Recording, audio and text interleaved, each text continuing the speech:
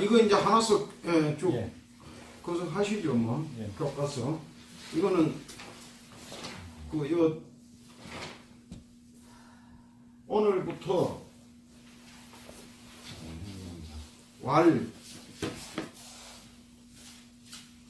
나는 이 책을 하나 뭐 이렇게 가지고 있습니다.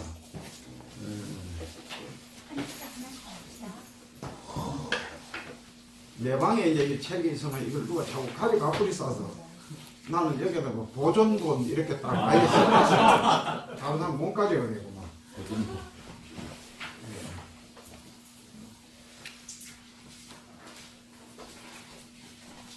그 12페이지를 펴면 되겠습니다. 제일 오늘 이제 첫 시간인 만큼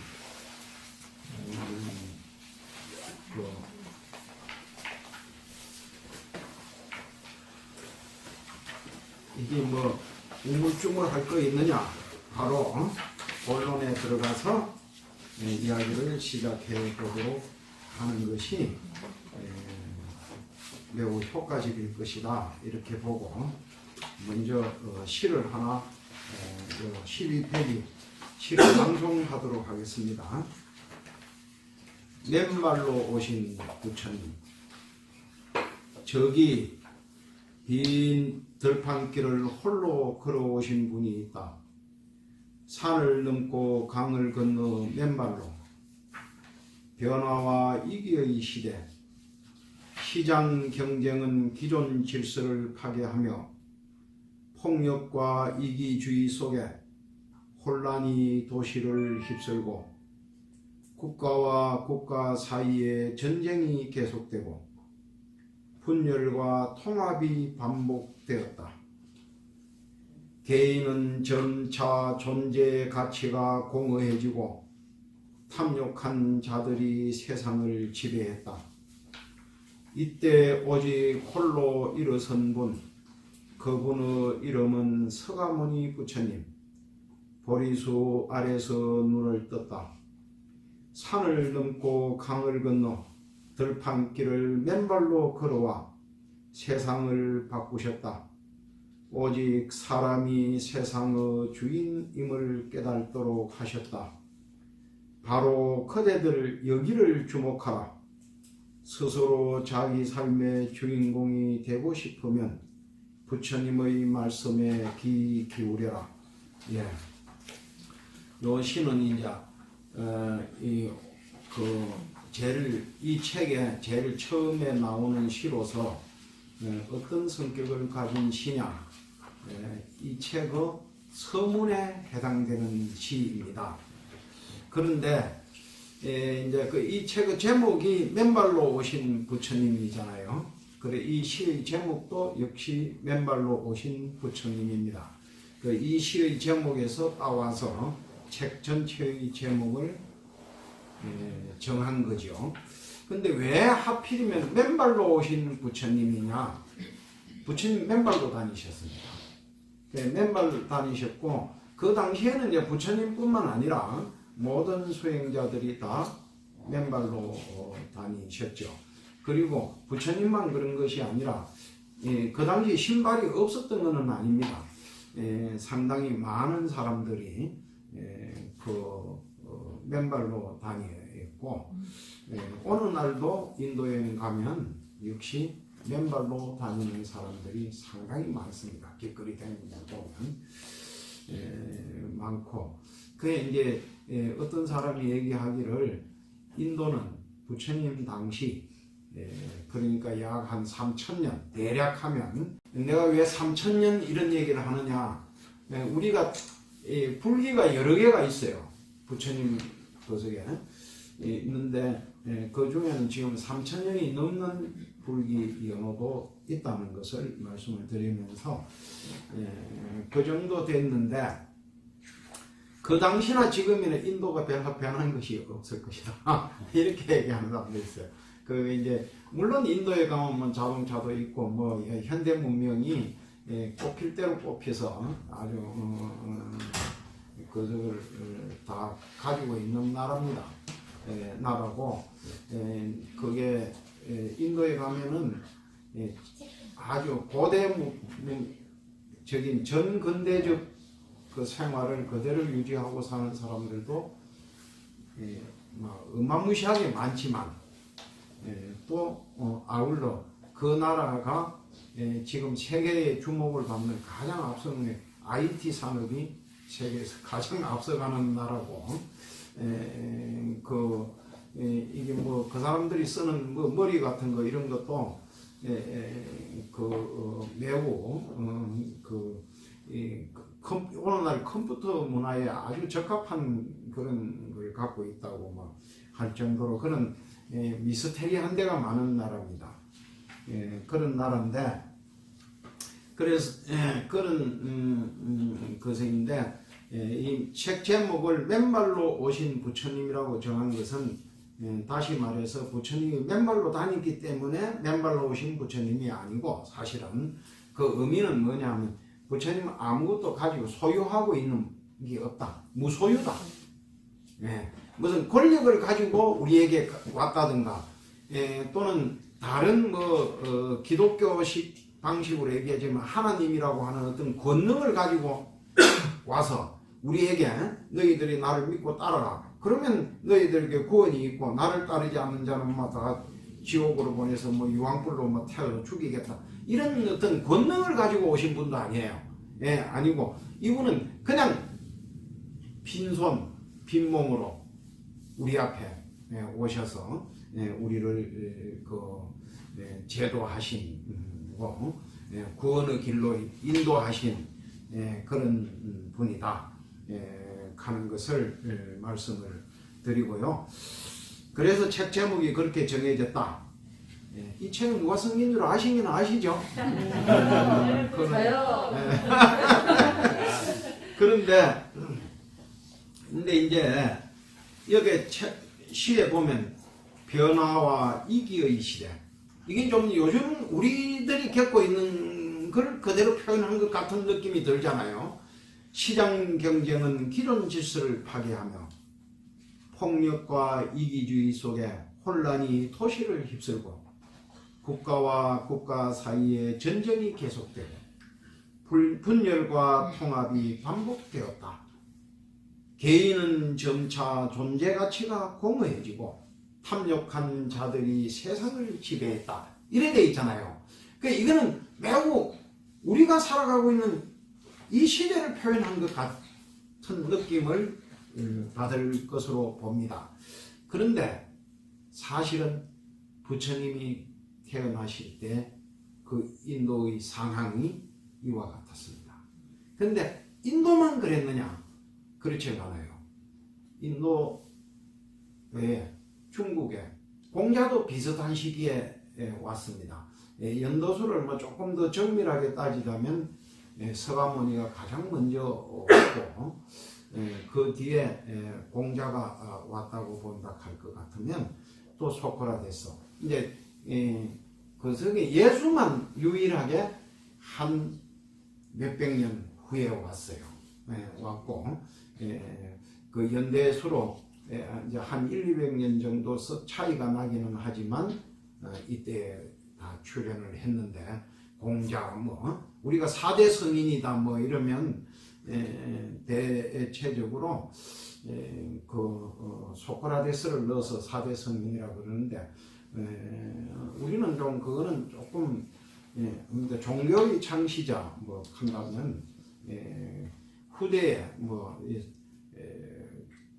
그 연대수가 많이 늦지만 저 마호메트라고 하는 그 중동에 해교를 창시한 사람 같은 경우 왜냐하면 그 해교도들이 지금 숫자가 무시할 수 없어요. 어떤 의미에서는 인구의 숫자로 비유한다면 그 기독교와 해교가 누가 더 숫자가 많으냐 장담하기 어려운 상황이 있습니다.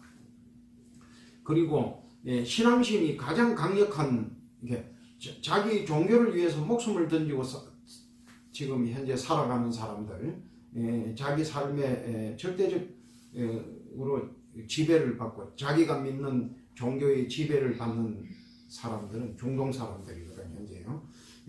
그리고 기독교도 중세에는 그런 경향이 굉장히 강했습니다만 오늘날 유럽에서는 기독교 거의 소멸해서 없어졌다고 보면 됩니다.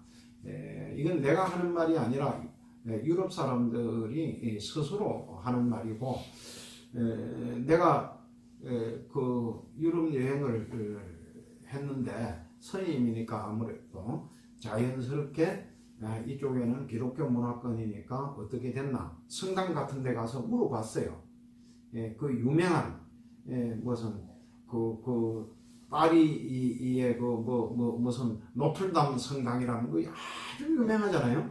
그런 성당에도 가서 물어보니까 그게 주일 예배 볼 때 그것은 미사를 할 때 몇 명이나 합니까? 하는데 주일 미사 자체가 없어졌다 그래요. 내 말이 아니에요. 그 속에 그 노틀담 같은 그런 대성당이 그 없어지는 거예요. 그러면 어떻게 하냐? 그 파리 시내 전체의 성당들이 한 번에 합동으로 이렇게 본다는 거예요. 오늘은 여기서 모이고 내일은 저기서 모이는데 그래도 거기에 뭐 몇 명 모이질 않는다. 내가 역시 이게 좀 거기에는 좀 뻥이 좀 있나 싶어서 또 내가 그 이름 모이고 그 무슨 언덕 그 그림 그리고 그러는 몽마르트 언덕 그 몽마르트 언덕 가니까 성당이 크게 거룩하게 하나 딱 있더라고. 그거 보니까요. 정작 몽마르트 언덕이라 하는 그거는 뭐 그 울타리 모양으로 뭐 이렇게 해서 그 그림 그리는 사람들 그 앉아서 그림 그리는 거는 뭐 요런 방 요거 한 두서너 개 정도 크기 정도 되는 거 동그라미 뭐 다에 가보고 오신 분들 많이 계시겠지만 그게 뭐 구경거리는 없어요. 그 가서 초상화 자기 얼굴 초상화 한번 하나 그리고 오면 되는 거예요. 뭐.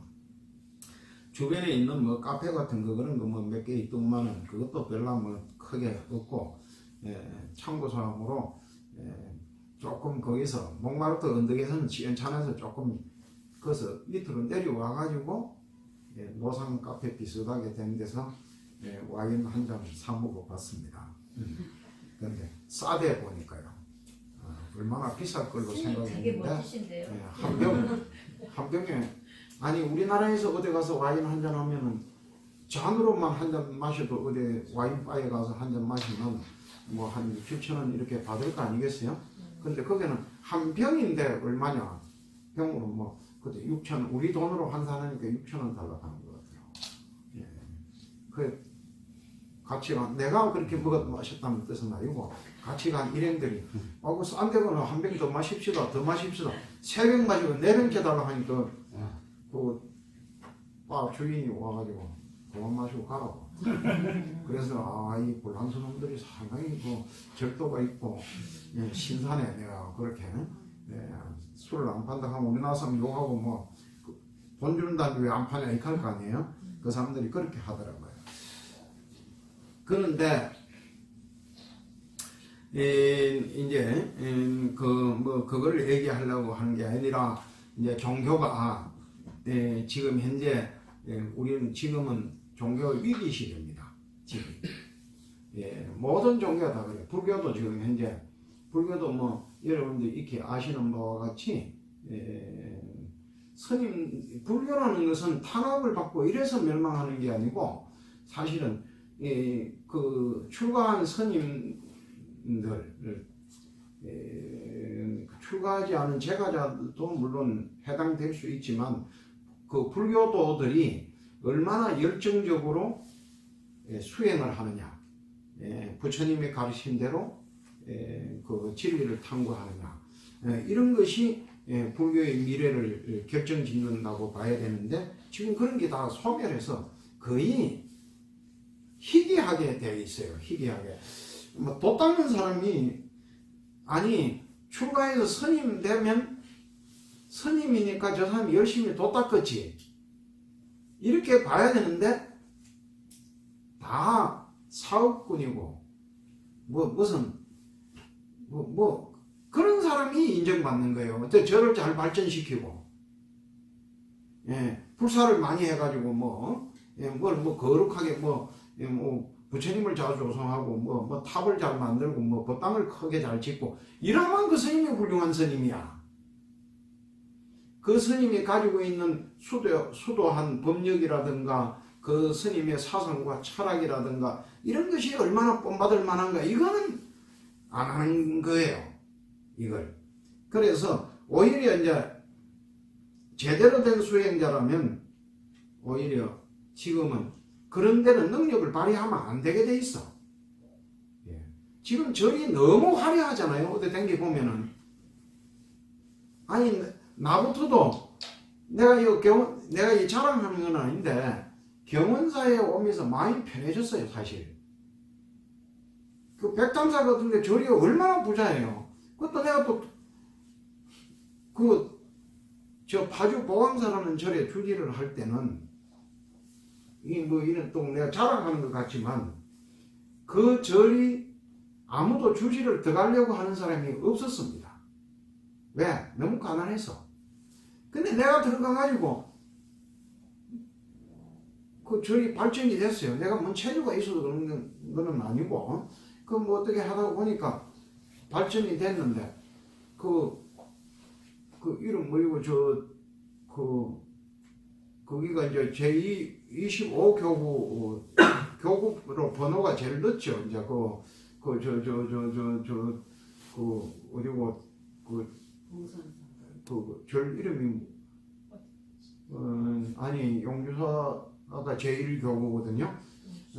제2교구가 그렇고 거기가 양주에 있는 건데 봉선사. 네, 그 봉선사인데 그 봉선사 말사에서 제일 부자절이 됐어. 그 제일 부자절이 되니까 나는 가난한 절일 때나 내가 주지를 하면서 부자절일 때나 내가 절로부터 딱 받는 보시금 얼마 그 외에는 내가 쓰는 게 없는 사람인데 이 사람들이 서로 나를 쫓아내고 주지하려고 싸우더라고. 그래 내가 너무 그런 게 보면 서글픈 생각이 들어서 저를 이렇게 부강하게 만드는 게 아니구나. 내가 큰 업을 지었다. 내가 이래 생각하고 막 버리고 나왔죠. 그렇게 했는데 뭐 하여튼 그런 종교의 소멸 시대인데 그 부처님이 탄생한 이때는 우리가 인류 문명사적으로 보면은 어떤 문제가 발생하는 때냐 하면요. 이제 우리가 어디 박물관 같은 데 가면 뭐 선사시대다 또 내지는 무슨 석기 시대다 또 뭐 구석기 시대다 무슨 신석기 시대다 이런 말 표현을 하잖아요. 표현을 하는데 이제 우리가 흔히 하는 말로 선사시대다 이러면 그 선사는 무엇을 기점을 하냐? 문자가 만들어져서 우리가 인간이 문자로서 역사를 기록할 수 있는 때로부터 역사시대라고 한다면 그 기록을 하지 못한 역사 그걸 선사시대라 그래요. 그거는 우리가 그러면 우리가 문자가 발명돼서 그런 걸로 역사를 기록하기 시작한 대로 보면 한 5,000년 됐다는 거예요.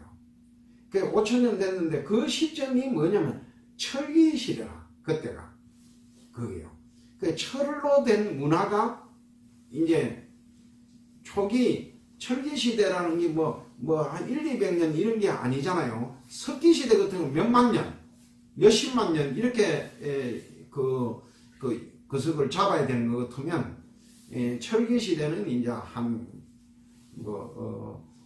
길게 잡아도 3,000년, 짧게 잡으면 한 2,000년 이렇게 되는 기간 동안에 인류 문명이 철을 사용해서 문명을 발달시킨 때가 왔어요. 그러니까 이게 청동 그 앞에는 그러면 뭐입니까? 청동기 시대라고 그러잖아요. 청동시대, 동기시대.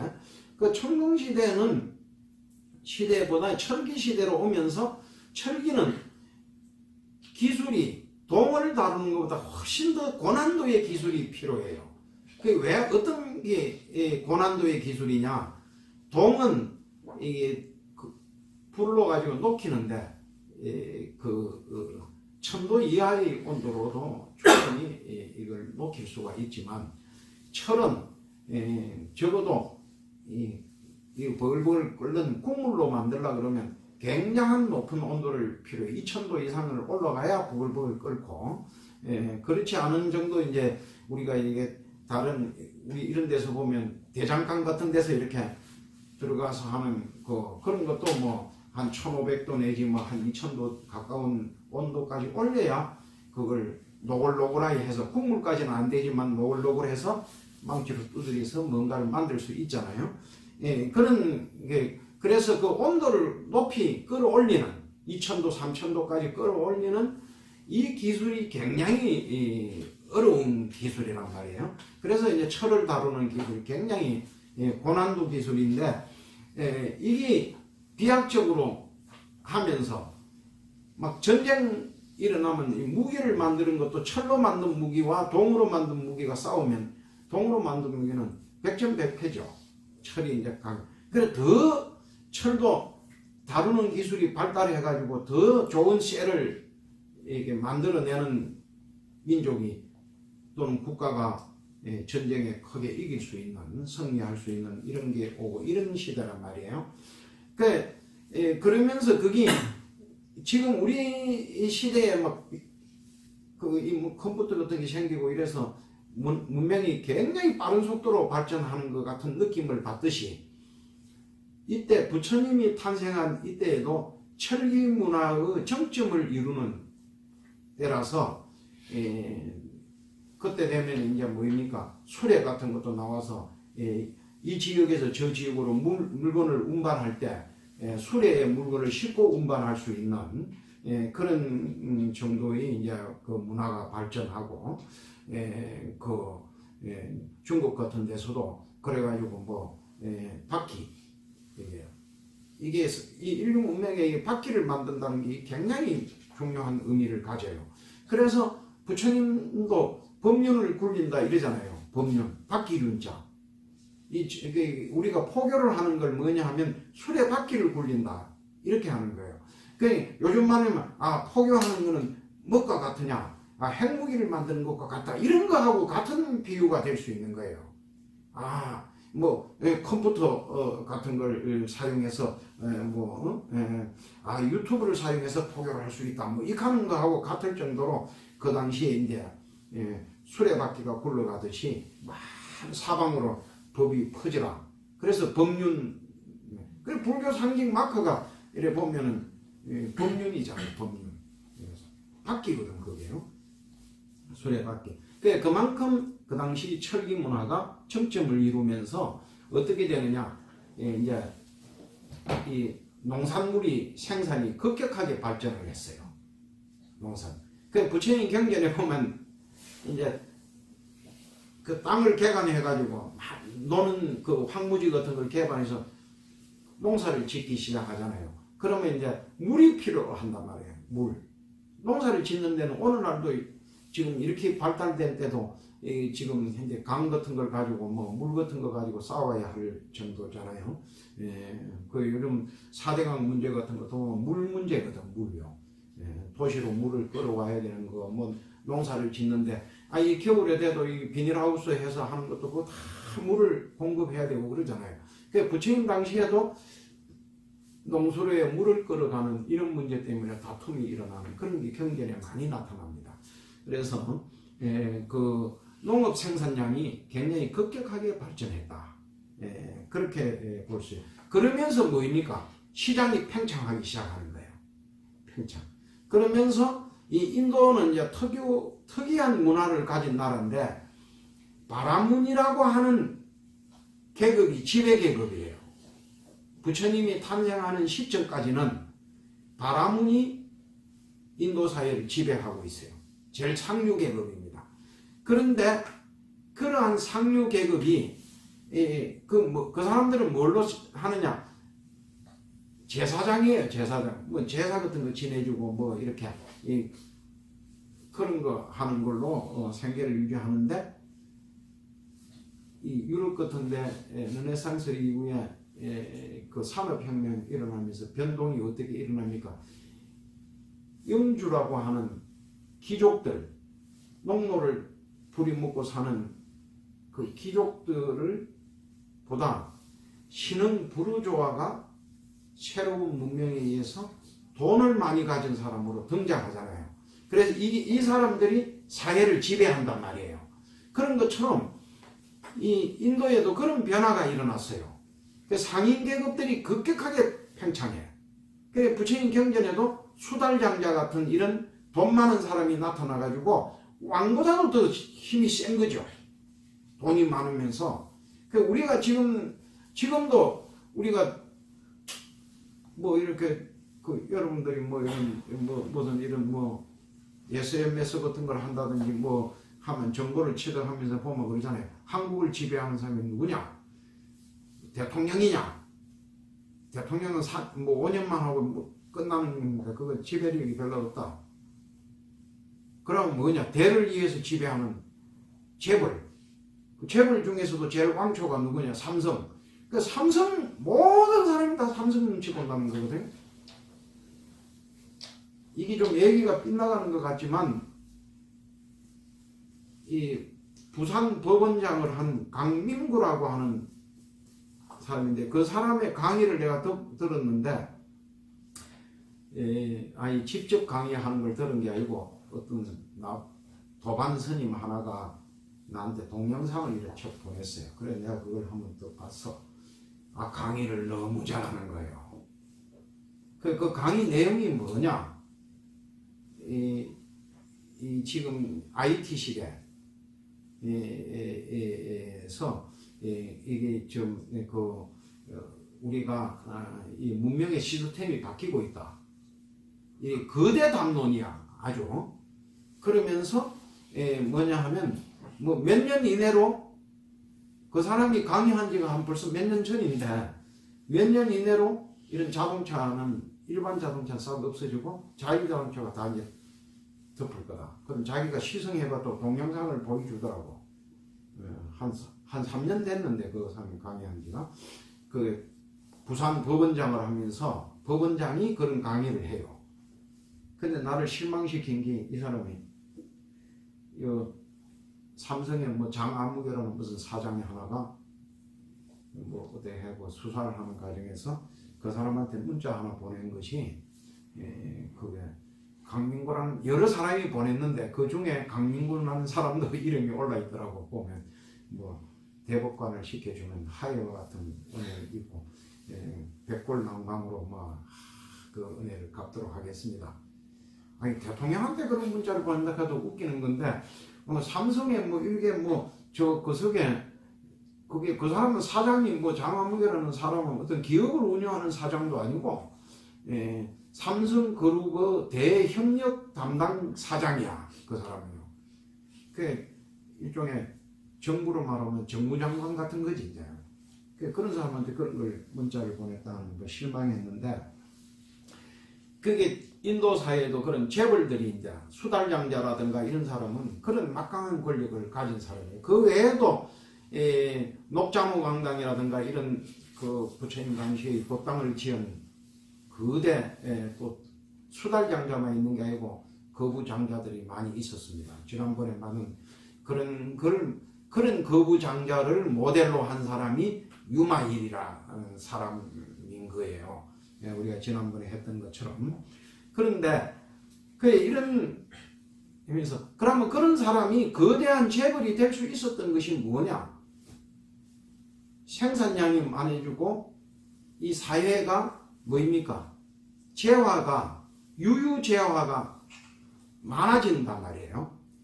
자꾸 사회 경제력이 높아지면서 그리고 무역을 해서 이렇게 이 거리에서 저 먼 나라로 나라와 나라 사이에 또는 무슨 문명권이 이 문명권에도 다른 문명권으로 실컷 오덕이 기원전에부터 다 있었던 겁니다. 이 부처님이 탄생했을 때 중국으로 그 무역을 했다 이런 기록은 없지만 이 부처님 경제는 없지만 공자가 한 논어에서 공자가 한 말 가운데는 인도라는 나라를 언급하는 대목이 있어요. 그래 그런 걸 보면 그 당시에도 이제 그 석이 어떤 문명이 오고 그 문화가 교류가 어떤 게 오고 가는 걸 대충 짐작할 수 있게 있었는데 그렇게 해서 이제 돈 많은 사람이 많이 생긴단 말이에요. 그 두 번째로는 또 무엇이냐 하면 무사계급. 일종의 이제 그 말이 우리가 생각하는 맥으로 뭐 양반 쌍놈이라 할 때 양반 가운데 뭐 무슨 뭐 무반이 있고 뭐 문반이 있고 뭐 그래서 그 두 개를 양반이라 하는 거 아니에요. 그런 거 모양 우리가 뭐 이순신 장군이 뭐냐 무반이다 뭐 그런 차원이 아니에요. 그게 인도에서 그 인도의 계급제에서 카스트 제도에서 그 무사계급이라고 하는 것은 왕족 그야말로 그 사회를 지배하는 왕족 계급이죠.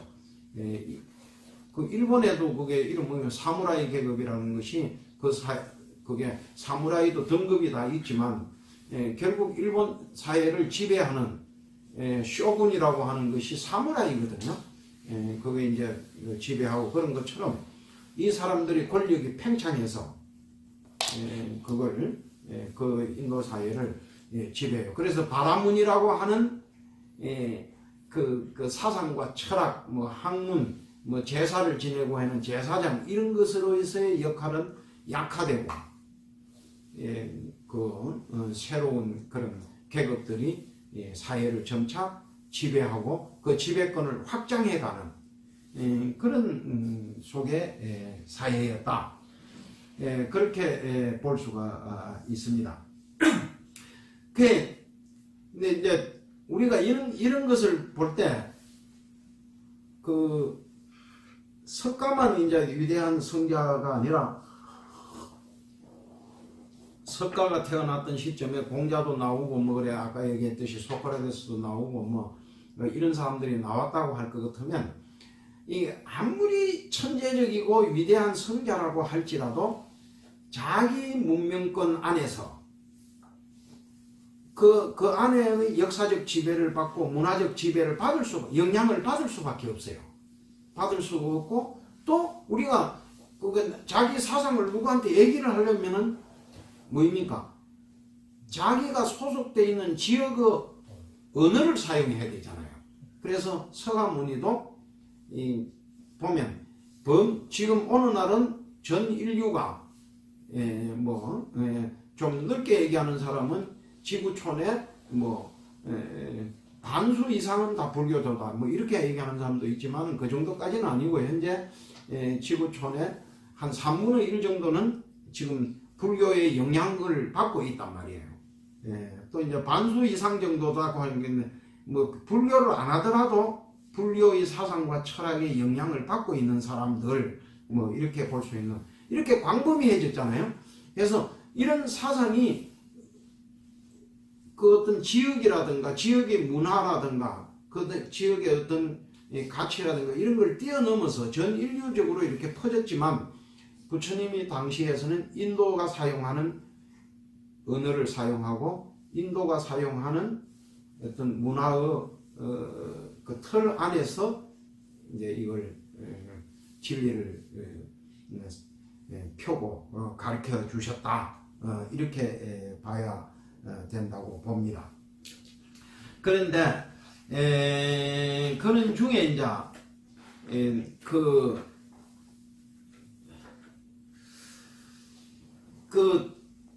부처님이 이제 여기 아까 얘기했던 변화와 이기의 시대, 부처님이 태어났던 이 시점에 이제 안에 들어가면 구체적인 얘기를 좀 합니다만은 그게 인도에서도 그렇게 되면서 그 거대한 지각변동이 일어났어요. 인도라는 사회에서 지각변동이 일어났는데 그 지각변동 가운데 하나가 이걸 불교사를 얘기한 내가 이 논문 같은 걸 이렇게 다른 사람 쓰는 논문을 뭐 내가 학자가 아니니까 그런 논문을 뭐 일일이 다 뭐 전문적으로 뒤다보고 이러지는 않지만 대충 이래 한번 살펴보면 어떤 게 있냐면 이런 걸 잘 딱 짚어내는 사람이 없어. 젊은 학자들이. 뭐 늙은 학자도 마찬가지고 이제 이렇게 짚어내는 게 없는데, 그 당시에 그 인도사의 가장 큰 변화 가운데 하나가 새로운 바라문이 아닌 새로운 계급이 등장했어요. 그 계급이 뭐냐면 사문이라고 하는 계급이에요. 사문. 이 사문이라고 하는 것은 뭐냐 하면, 부처님, 우리가 스님들을 사문이라고 그러거든요, 지금도. 그래서 부처님이 출가해서 부처님 제자 된 사람들을 사문이라 하는 거냐? 그렇지는 않아요. 이 경제 내용에도 보면 그렇게 나와 있어. 부처님이 출가하기 이전에 또 사문이 많이 있는 거예요. 이미 그 사회에. 그래, 그 사람들을 보고 아, 나도 사문이 돼야 되겠다. 부처님이 이렇게 생각한 거죠. 그럼 뭘 얘기하는 거냐면, 부처님뿐만 아니고 그 당시 인도 사회에서는 수많은 사람들이 사문의 길을 걸었다. 어떤 사람이 이게 좀 머리 좀 돌아가고 아주 지적 사고를 할 줄 알고 그러는 사람들이 그 사문의 길을 걷게 됐는데, 그러고 그런 이런 얘기를 전문적인 얘기는 앞으로 이제 계속 얘기할 기회가 있을 걸로 봅니다만은, 우리가 이제 그래서 하는 것 중에 이 철기 시대의 정점을 이루는 점에 가서 그 후에도 멀리 보는 사람들은 오늘날 우리가 사는 이 시대도 철기 시대라고 그렇게 얘기하는 사람들이 있을 정도니까, 철기 시대는 아직 끝난 것이 아니다. 이렇게 얘기하는 사람들이 있는 정도니까, 그래서 하는데, 그러나 이제 우리가 역사적으로 규명할 때는, 그 서가모니 부처님이 탄생했던 정도가 기원전 한 400~500년 이전 그 정도까지가 철기 시대의 정점으로 이렇게 봅니다. 역사를 평가하는 사람들이. 그런데 그때는 이제 어떻게 되냐 하면, 이미 문자가 어느 문명권이나 다 있었어요. 4대 문명권 안에 이제 우리가 이제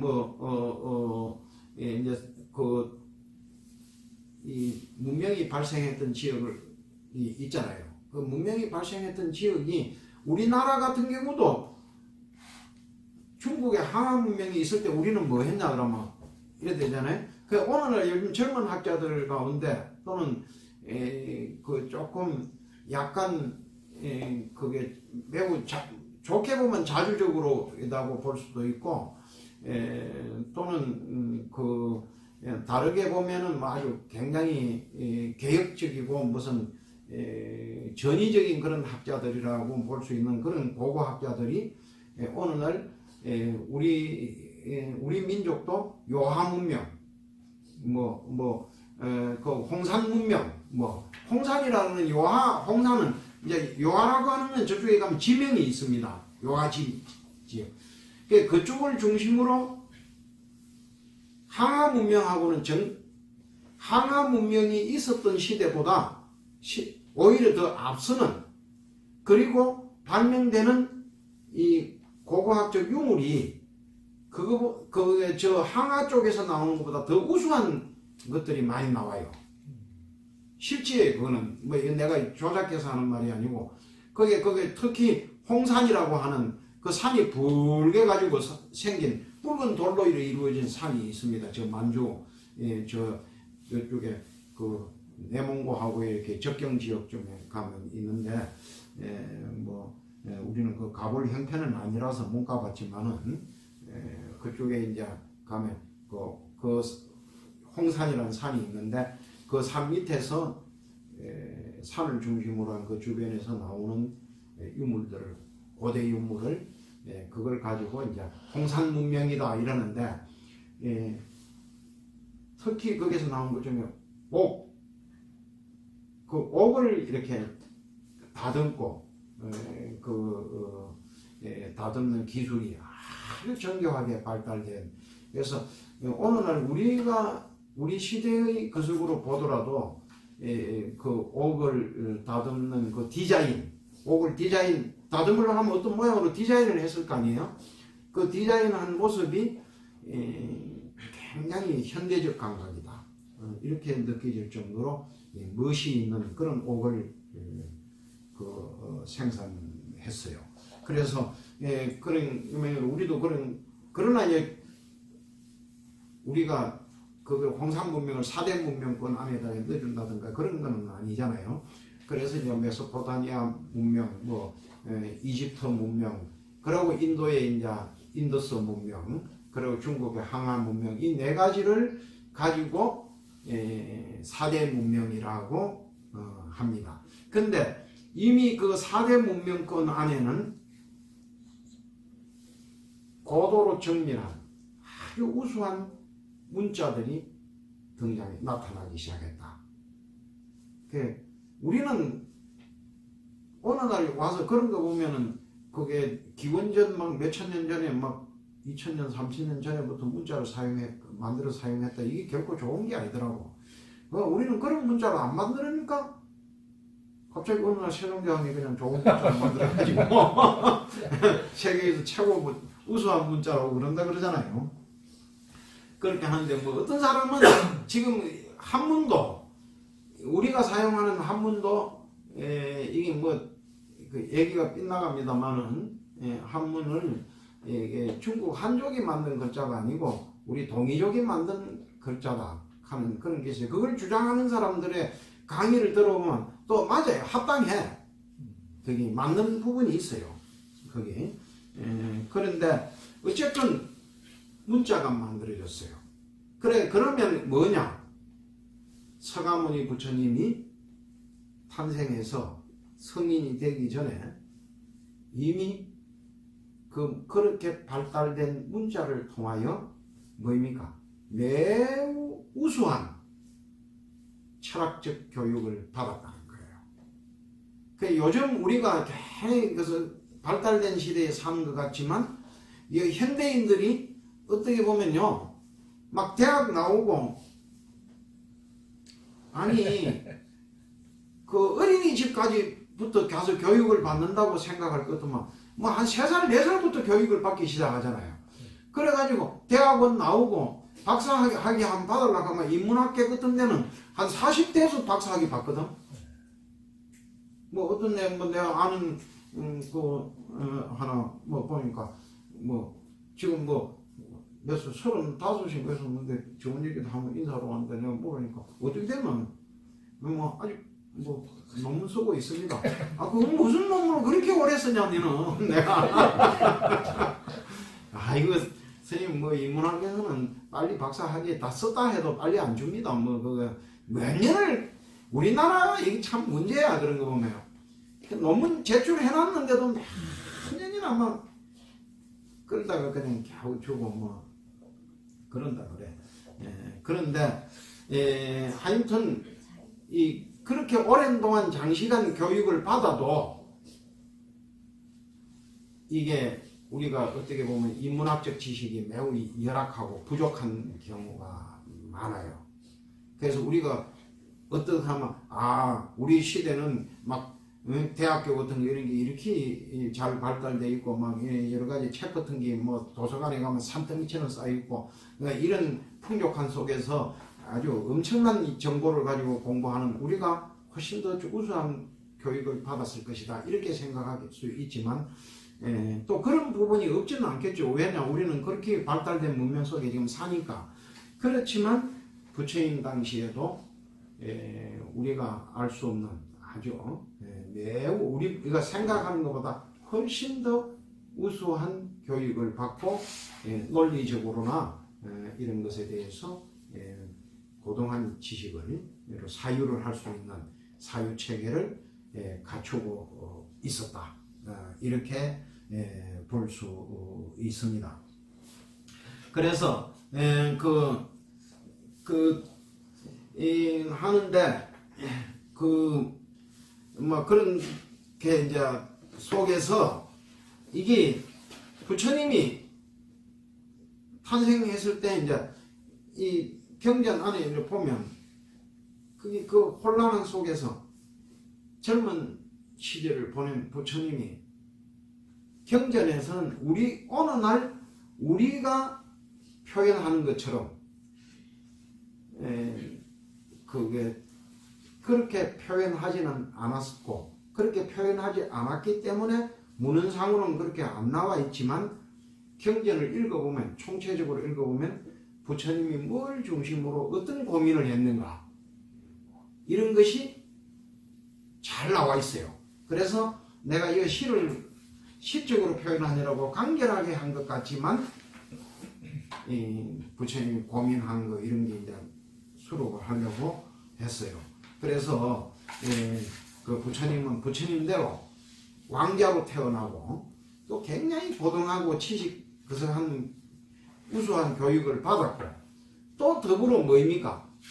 머리가 뛰어나서 천재적인, 인류 문명사에 우리가 이제 불교도가 아니라 하더라도 그냥 순수한 철학사적 또는 인문학적 측면에서 보더라도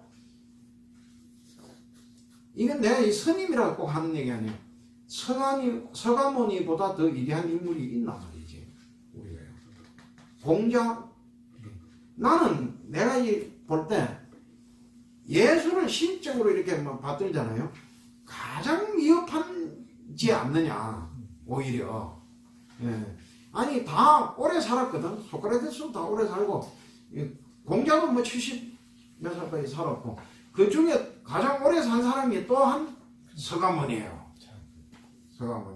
서가모니고, 그게 자기의 그 석을 자기의 가치관에 또는 자기의 그 새로운 진리를 발견하기 위해서 서가모니 같이 자기 온몸을 던진 사람이 누가 있느냐.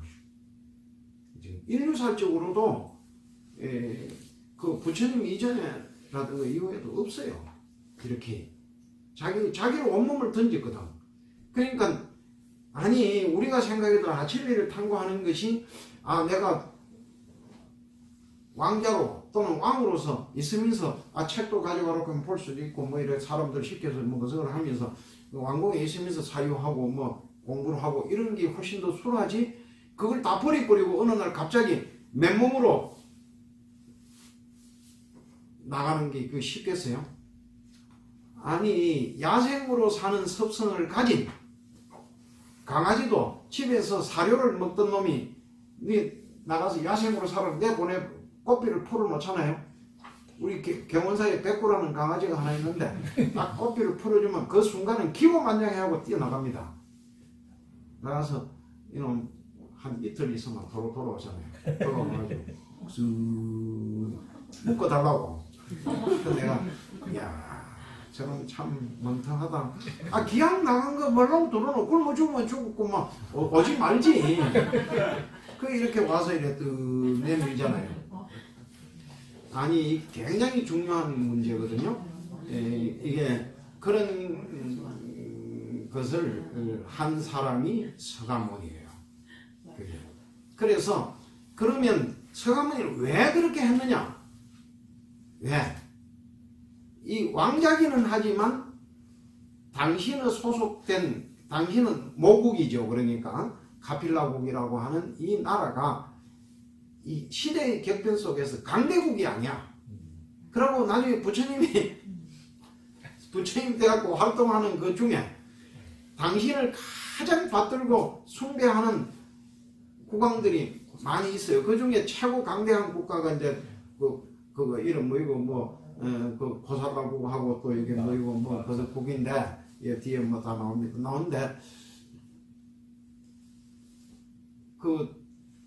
당신은 나라를 멸망시킬 거잖아요. 그런 걸 겪어야 되는 거예요. 이 굉장히 부처님 그런 걸 우리가 본다 하면 참 굉장한 그 부처님의 고뇌가 이제 피부로 와서 닿죠. 그게 이를테면은 서가모니가 전쟁을 막아보려고 땡 밑에 나무 이파리가 하나도 없는 땡 밑에 그 군사가 이렇게 몰려오는데 그 가서 앉아 있었다 그래서. 그러니까 이제 부처님을 존경하기는 하거든 그게. 그게 부처님 나라를 가서 싹 멸망시키려고 군대를 끌고 가던 놈이 고 와서 부처님 있으니까 아니 부처님 왜요 이렇게 하고 있습니까? 이거 그 전쟁을 막으려고 내가 와 있다. 그러니까 아이고 알겠습니다. 하고 가버린다고. 근데 두 번도까지는 말을 듣는데 세 번째는 안 되니까 부처님이 안 나가셨죠. 이제 그러면 어쩔 수 없다고 망하면 어쩌게 한다. 그렇게 되는데 그것도 그러면 그 석가족이 망하는 원인 가운데 부처님한테 책임이 있어요. 왜냐? 부처님이 출가를 하면서 석가족에 당연히 아니 나도 내가 출가해서 내가 보니까 돌을 닦아보니까 이것보다 더 좋은 게 없더라고. 그래서 고향 친구들도 만나면 네가 한번 출가해서 돌을 좀 닦아봐라. 아이고 내가 어릴 때 처음에 출가하고 하니까 그 부모가 그냥 내가 오는 거 자체를 싫어해. 그냥요. 그 누나가 막 나한테 편지를 보내갖고 아예 오지 말라고. 만나지도 말고. 그 친구 고향 친구 나중에 그 새끼 하고 조합장도 하고 그랬는데 야, 니만 나 따라 스님 됐으면 너는 그 평생 스님은 그게 그 청빈하게 살아야 되는데 니 조합장도 하고 출세했으니까 안 하기 잘했네 내가. 내가 그 평생 니 따라서 스님대로 문강이고 구에다 이사고 농담을 하고 그러는데 아무도 우리 형제도 나 따라 스님 된 사람이 없고 고향의 친구는 한 놈도 나를 따라서 스님 된 사람이 없는데 서가모니는 당신을 따라서 그 국가의 젊은 인재들이 다 출가해서 스님이 되어버린 거예요. 그게 그 나라가 안 망하겠어요? 그게 이제 그런 것을 겪어야 했다. 그 이제 하는 것을 말씀드리면서 이제 그 서론이 너무 거창하게 강범위하게 담론을 잡으면 나중에 또 감당하기 어려우니까 더 이상 확장을 하지 않고 요 정도로 하는 것으로 하겠습니다. 그러면서 요 밑에 이 책을 읽으실 때 좀 주목해 주실 것이 요 밑에 이제 하단에 요 글자를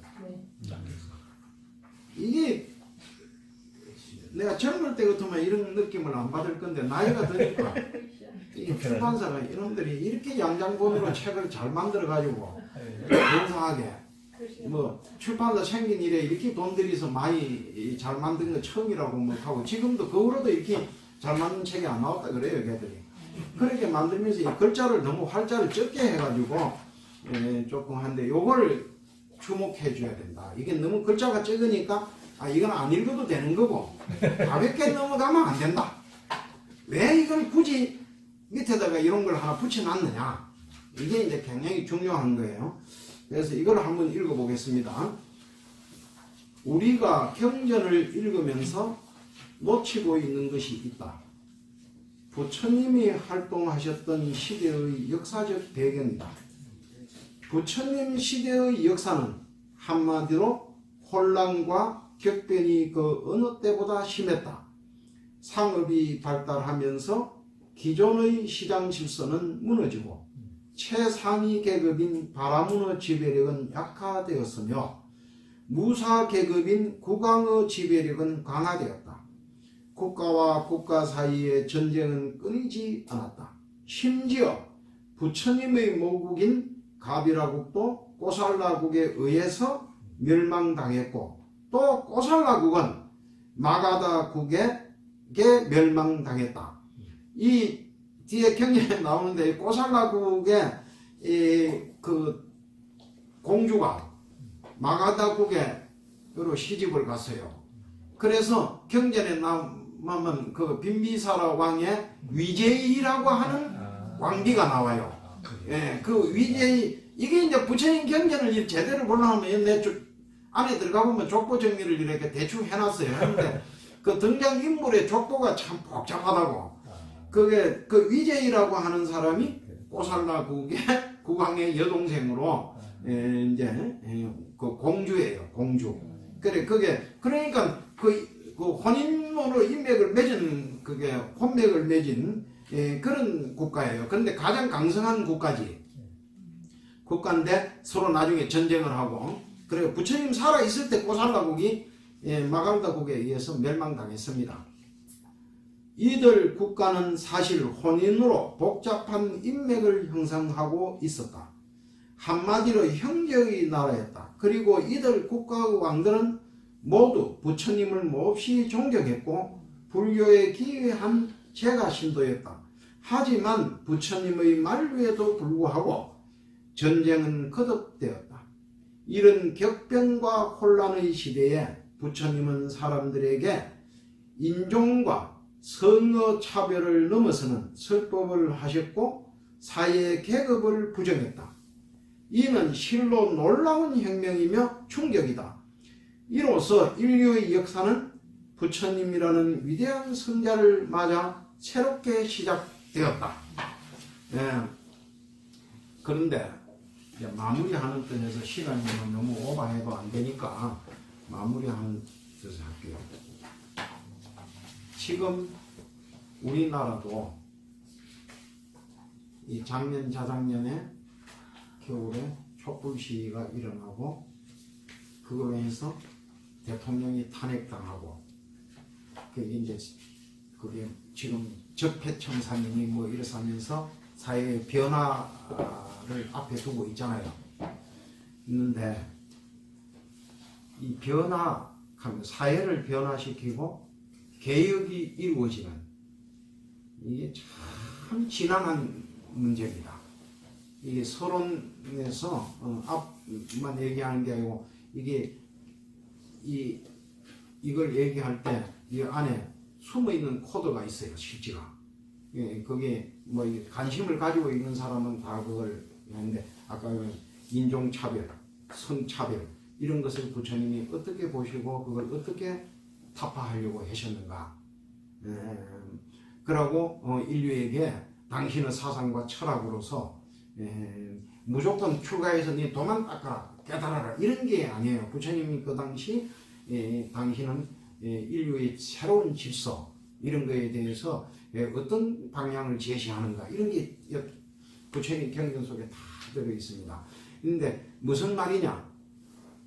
부처님이 당시에 선언을 하고 인류 역사상 어느 날까지도 종교로서 성차별을 하지 않는 종교는 불교밖에 없습니다. 지금 현재 여자 목사가 지극히 소수 있어요. 지금 뭐 몇 년 전까지만 해도 한 30명 된데 요즘 조금 늘어서 한 5, 60명 된다 그러던데 여자 목사가. 근데 그러면 몇 명이 남자 목사가 몇 명이 있는데 한 5, 60명 되느냐? 놀라지 마세요. 대한민국의 목사가 한 30만 돼요. 30만. 스님 숫자는 한 2만 명 내지 한 3만 명. 태고종 이런 데서 그것밖에 안 되고. 그러니까 수적으로 이 사람들 신학대학만 해도 얼마나 많아요. 가는 데마다 막 간판 붙어있고 신학대학이잖아. 거기서 뭐 해가지고 아니 뭐 보면은 이게 좀 어떤 의미에서는 좋다고 볼 수도 있는 거예요. 그런 게 있기는 하지만 어떻게 보면 무슨 역사에 아주 적으로 패륜적이고 뭐다 해도 막 가가지고 하나님 아멘 이거 하면 막 목사 안수 하나 줘버리고 뭐 이런 식이잖아요. 그 밀양이라는 영화에 보면 그게 이창동이라고 하는 감독이 우리한테 주는 메시지가 그거 아니에요. 그 밀양이라는 영화 보셨나요? 그 보면은 자기 아들을 유괴해다가 죽인 범인을 찾아가잖아요. 옆에서 교회를 가니까 교회 목사가 자꾸 용서하라 그러거든. 그걸 그래서 그래야 당연히 편한다. 그래 그 살인자를 용서해 주려고 면회를 갔어. 가니까 그게 그러잖아. 나는 당연히 나한테 용서할 거 없다. 나는 하나님한테 용서받았는데 아니 내가 죽인 애 엄마가 용서하는 것보다 하나님이 용서하는 게 훨씬 더 좋지. 왜? 더 높으잖아요. 더 세고. 네? 아니 그게 전지전능하고 무슨 무소불능한 그 하나님이 나를 용서했다 이거 하는데 뭐. 그러니까 그 전도연이가 딱 거기서 그러잖아요. 왜 내가 당신을 용서하지 않는데 누가 나 대신 용서할 수 있냐 이거야. 네? 아니 피해자가 난데. 피해자가. 오늘 우리 사회가 그런 게 비일비재하게 일어나잖아요. 뭐 보면은 아니 국가가 뭐 용서했다고 하는 거 아니에요. 일본 놈들 그거 이야 뭐 피해자들은 지금 현재 그 사과를 받겠다 하는데 박근혜 때 내가 대통령이 내가 뭐 그냥 용서해버렸다는 거 아니야. 내용이. 그 결국은 그래갖고 노인네들을 그래서 지금 그 뭐 화해재단인 거기 없어져 버리고 그러는데 이게 이런 문제들이 이제 참 어려운 난제인데 그 사회적으로 여성을 하대하고 여성을 천대하고 이러는 문화가 이 동서를 막론하고 있습니다. 동물의 세계에서도 내가 보니까 여성이 내가 동물의 왕국을 보니까 하이에나 있죠. 얼룩 하이에나. 얼룩 하이에나만 암놈이 쑥놈을 지배하고 있더라고. 사자 같은 거 이런 것도 보면 다 쑥놈이 암놈을 다 지배하고 살잖아요. 근데 이 부처님이 그런 성차별 이걸 위해서 얼마나 고뇌하고 고민하고 했냐. 근데 그게 우리가 그러면 3000년 전에 태어난 부처님이 우리 인류한테 그 메시지를 던지는데 그게 해결이 안 되는 거예요. 그리고 인종차별? 아니 교회가 아프리카에 가가지고 목사가 가서 하는 게 아니라 교회가 돈을 들여서 용병을 사가지고 거대한 배를 싣고 아프리카에 가서 뭡니까? 아프리카 원주민들을 잡아서 데리고 오잖아요. 그게 사람으로 안 본 거야 그때는. 하나님이 거룩한 하나님이 우리 모양으로 이렇게 하얗게 만들었지 저 검게 똑같은 인간을 시커멓게 만들었을 이유가 없다. 저는 인간이 아니다. 피부가 검하니까. 그렇게 해서 노예로 데려다 팔아먹었잖아. 불이 묻고.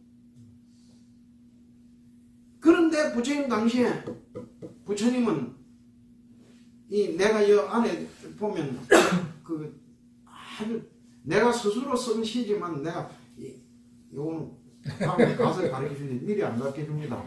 지금 마음에 드는 게 있어요. 그거 보면 이래요. 야, 너 이 따라와라. 열의 법으로는 너의 마음을 씻어주고 똥물을 뒤집어 썼거든. 부처님도 똥물을 그 사람이 똥 푸는 사람이니까 우리 몸에 묻은 똥물은 저 강물로 씻자. 그때로 가고 손으로 씻어요. 눈물 개워. 눈물로. 그래 그렇게 해서 계급의 차별, 인간은 평등하다 하는 것을 주장했는데 오늘날까지도 우리가 그게 실현되고 있지 않아요. 절대적으로. 부처님이 도둑질 하지 마라 이렇게 하는 게 내가 늘상 마녀가 이제 가끔 하면서 오면 내가 데리고 앉아서 네가 가서 그 쌍계사 가서 그 스님한테 가서 유를 전공한 사람한테 배우는 거는 배우는 기고 진짜 유래 부처님이 유를 왜 제정했나 그 정신은 나한테 배워야 된다. 한번 들어봐라. 내가 그래 하면서 얘기를 해주는데 어느 날 사람을 어떻게 자본주의 오늘날 한국 자본주의 천민자본주의라는 것이 그런 거거든요. 천민자본주의가 가고 있는 길이 뭐냐? 어떻게 하든지 노동자를 부리먹고 임금을 적게 주는 제도를 만드는 거야 이게. 그게 비정규직이 된 거예요. 아니 정규직은 월급을 500만 원을 주면 비정규직은 250만 원 준다는 거 아니야. 그러면 누구든지 250만 원 주고 비정규직을 쓰지 500만 원 주고 정규직을 쓰겠어. 일은 똑같은 현장에서 똑같은 일을 하는데 이런 개떡 같은 제도를 만들어 놓고 그게 도둑질이지 뭐예요. 사람이 일하는 노동력을 도둑질하는 부처님 경전에 다 나와. 어떤 게 도둑질이냐? 사람을 부리먹고 제대로 임금을 안 주는 거, 이게 도둑질이다. 딱딱 끄다 나와요. 살짝. 그 당시에 부처님 당시에도 그런 놈들이 많이 있었어. 그게. 그래가지고 그게 근석을 하는 그런 고민을 하는 게 이 부처님의 경전이다 하는 것을 아울러 말씀을 드리면서 그 공부를 한번 해봅시다.